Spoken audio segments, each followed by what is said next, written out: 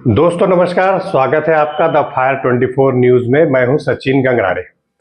दोस्तों, मध्य प्रदेश के धार्मिक जो नगर हैं, यहाँ पर शराबबंदी हो ना हो, और यदि हो तो ऐसे कौन से स्थान हैं धार्मिक नगरों को छोड़कर या उसके आसपास जहाँ पर ये जो शराब की दुकानें हैं वे बिके। इसे लेकर विगत महीने से मध्य प्रदेश की मोहन सरकार भारी असमंजस में नजर आ रही थी। खैर, मोहन सरकार ने अब इस असमंजस को तोड़ते हुए शुक्रवार को महेश्वर में कैबिनेट बैठक में मध्य प्रदेश के जो धार्मिक शहर हैं 17, उनमें पूर्णतः शराबबंदी का निर्णय ले लिया है। अब इन नगरों में शराबबंदी पूर्णतः जारी रहेगी और नशा मुक्त रहेगा यह शहर।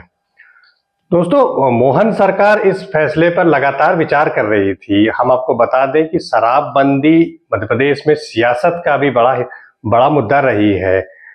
पूर्व मुख्यमंत्री शिवराज सिंह के जमाने से कांग्रेस लगातार उन पर यह आरोप लगाती रही कि उनके जो शासनकाल में वो लगातार शराब की दुकानें बढ़ती गई, और उसके बाद आई कमलनाथ की सरकार में भी इस तरह का मुद्दा रहा। हालांकि जब कांग्रेस विपक्ष में थी तो वह शिवराज सरकार पर आरोप लगाती थी, लेकिन जब कमलनाथ की या कांग्रेस की 1.5 वर्ष की सरकार आई तो उसमें शराब काफी विवादित मुद्दा रहा। कमलनाथ की सरकार ने ऑनलाइन शराब तक बेचने की डॉक तैयार कर लिया था। हालांकि खूब सियासत होने के बाद उसको उन्होंने वापस ले लिया। वहीं महिलाओं को भी अलग से शराब परोसने की व्यवस्था की थी, उस पर भी काफी सियासत हुई थी।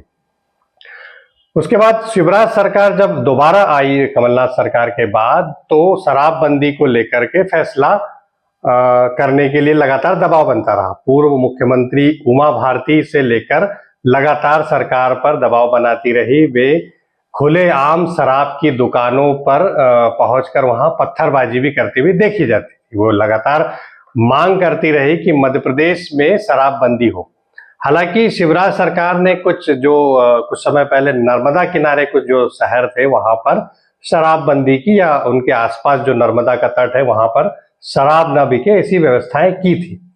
लेकिन पूर्णतः धार्मिक नगरों में शराबबंदी हो, ऐसी कोई व्यवस्था या ऐसी कोई मांग पर उन्होंने विचार नहीं किया।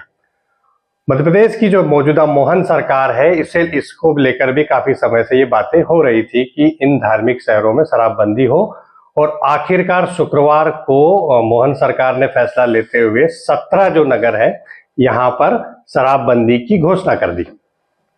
हम आपको बता दें कि मध्य प्रदेश में जो शराब का जो राजस्व है वो लगभग 13,550 करोड़ के लगभग है। ये एक अच्छी खासी रकम है जो राजस्व के रूप में प्राप्त होती है, और जब पूर्ण शराबबंदी की बात आती है तो कहीं न कहीं यही राजस्व, यही राशि इसके आड़े आती है। अब चूंकि धार्मिक नगरें जो 17 धार्मिक नगर है यहाँ पर शराबबंदी हुई है, तो कहीं न कहीं लगभग एक मोटा मोटी 1500 करोड़ का जो है ये कमी आएगी इसमें। हम आपको बता दें कि जो मध्य प्रदेश का सबसे बड़ा धार्मिक शहर है उज्जैन, महाकाल की नगरी, यहीं पर से सरकार को लगभग 550 करोड़ का राजस्व पिछले वित्तीय वर्ष में प्राप्त हुआ था।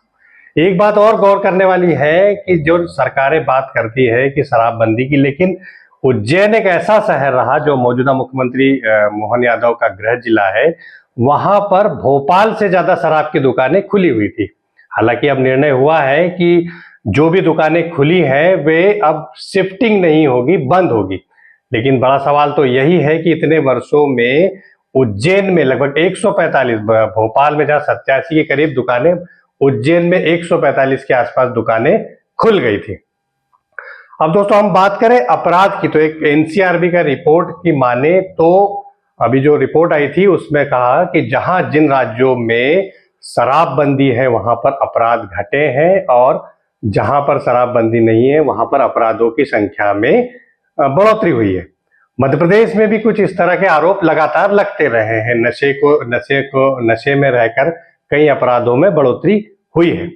खैर, अब मध्य प्रदेश की मोहन सरकार ने अब धार्मिक नगरों में तो बराबर की शराबबंदी की घोषणा कर दी है, लेकिन अब मांग उठ रही है कि पूर्णतः मध्य प्रदेश में शराबबंदी हो। इसे लेकर कांग्रेस की प्रदेश प्रवक्ता संगीता शर्मा ने क्या कहा? मध्य प्रदेश की मोहन सरकार ने कैबिनेट में शराबबंदी जो धार्मिक शहर है वहां पर करने की घोषणा की है, क्या कहेंगे?